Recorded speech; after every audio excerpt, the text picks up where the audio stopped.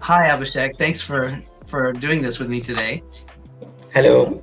This is really great, timely information that everyone's looking for. Well, why don't you tell me how early you guys had the idea to start this study? We started the study in early May, and by end of May, we were in field because it's the very time sensitive information, and we Mhm. wanted to get a hang of how consumers are feeling and how behaviors are evolving. Because one of my key roles, so I'm into innovations. I help clients, seek out early trends and how can they then benefit from that early trend to be ahead of the growth curve. So this Mhm. was one of the key things we wanted to understand what the behaviors that are evolving during the pandemic and what would happen afterwards. So first off, just to clarify, you started the report looking at the current state of the pandemic in various markets, looking at the impact on income and future outlook, and then the Yeah, impact on categories and purchase channels. And that's all for Southeast Asia specifically, right?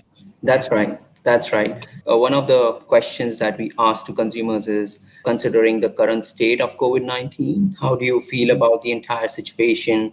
And Right. there is a specific chart in the report that we have, and Mhm. it essentially showcases how the distribution of responses that were received from respondent varied. We saw that majority of the respondents felt that we are in a state where they have adapted to the restrictions and have Mhm. settled to the new routines, but there are some people who were still adapting, and there were some people who have probably moved past, and this was varying across markets. So Mhm. this indicates most respondents were probably acquainted with the new normal and have learned how to cope with it. They Mhm. may or may not like it, but definitely Yeah. have adapted to these.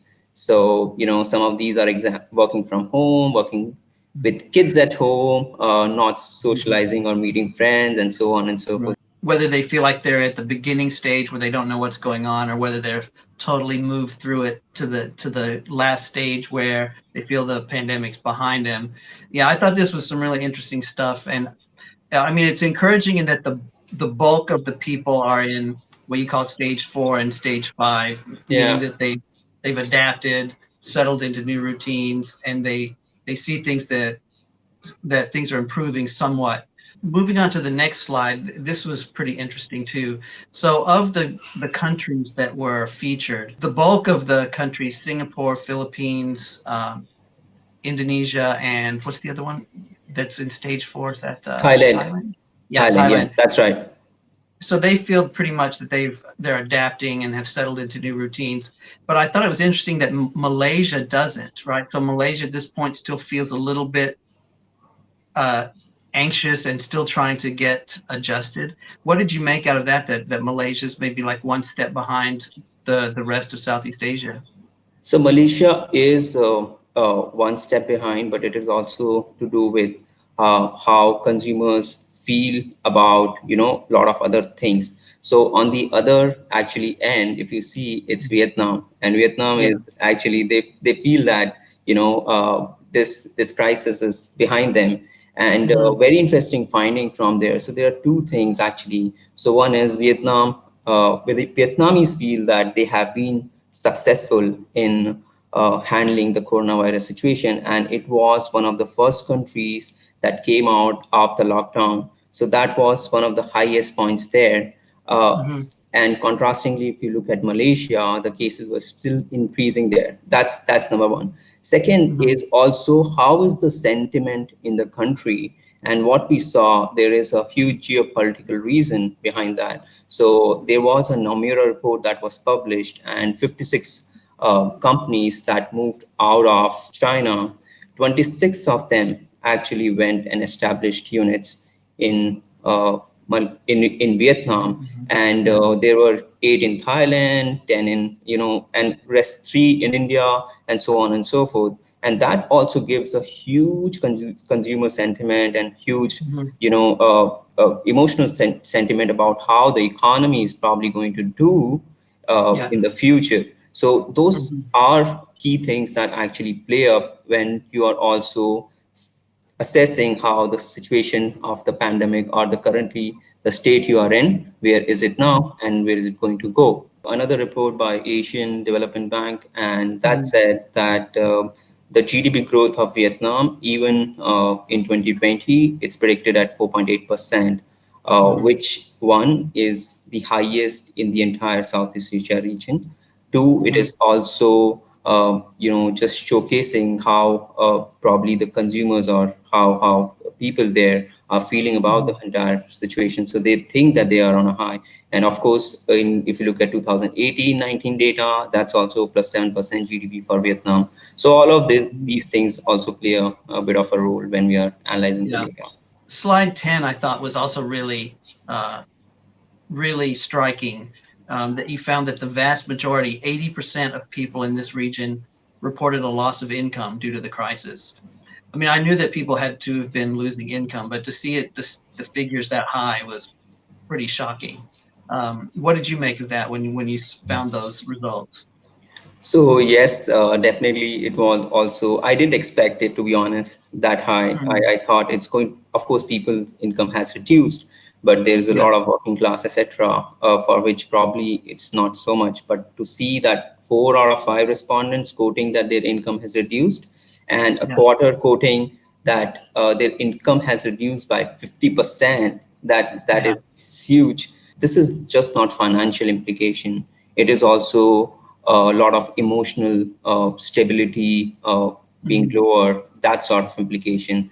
And that is why what we saw is people who were at the lower strata of the society, they are the most affected.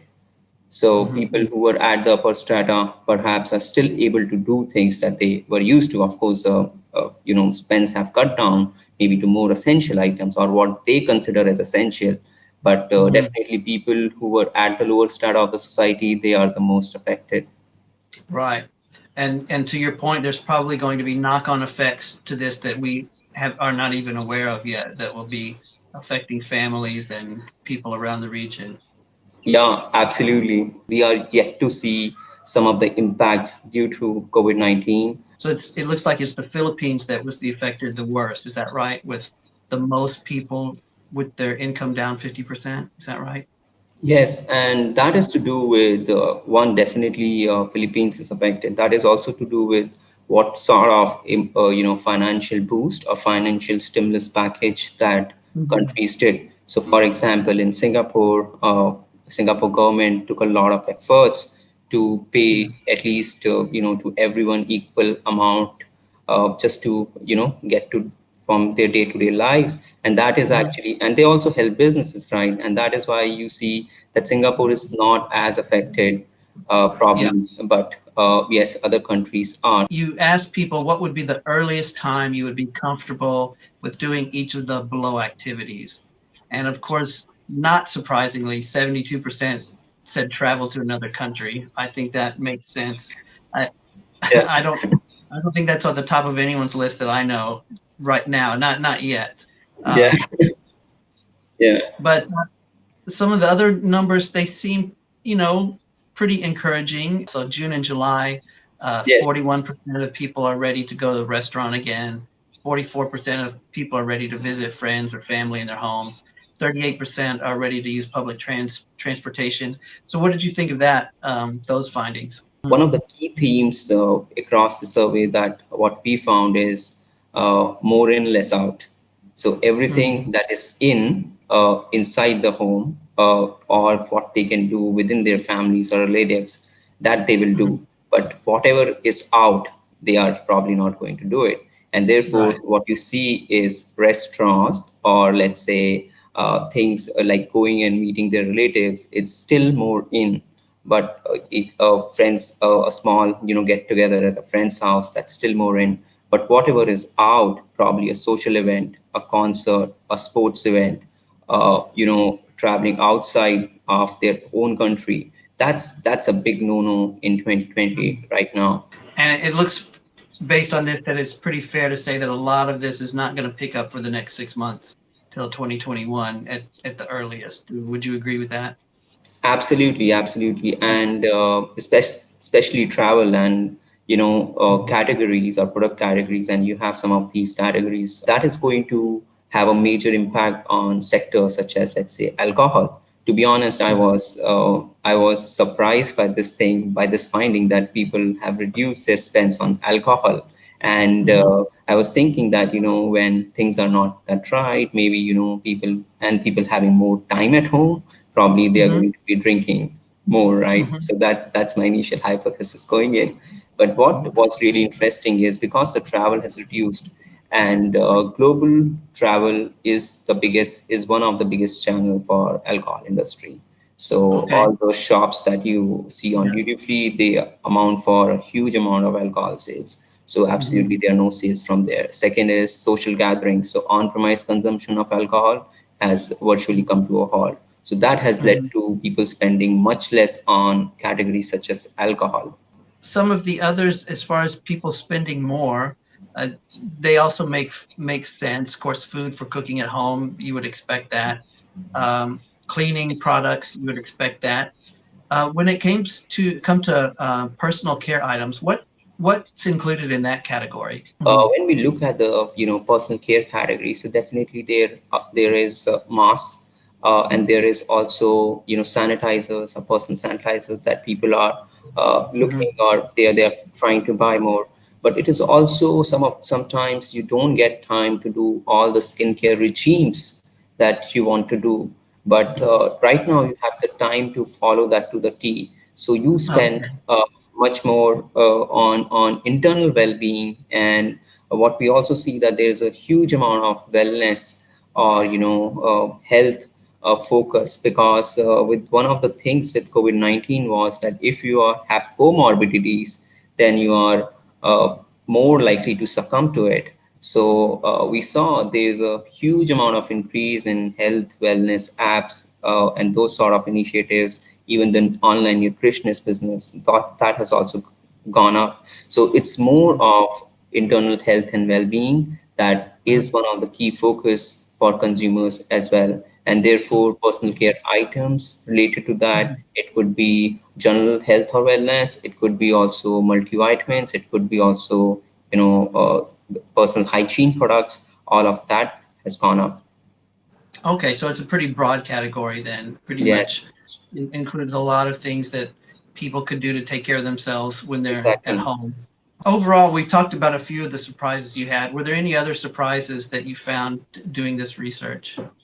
Not exactly surprises, but one of the learnings that what we saw is people are looking for products that can do double duty. So let's say, for example, they are looking for a skincare product that can also sanitize. So Hmm. that's or probably, let's say, they are looking for products that are fashionable yet safe and protected. So we've found those are the kind of things that are pretty interesting to consumers, and the brands Mhm. that can work on that, and essentially analyze the unmet tensions of consumers, which are currently probably not met in the market, or Mhm. can remain ahead of the curve.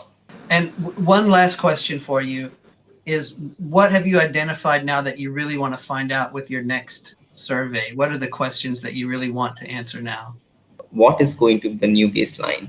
So Mhm. that's the key question I personally am very interested in.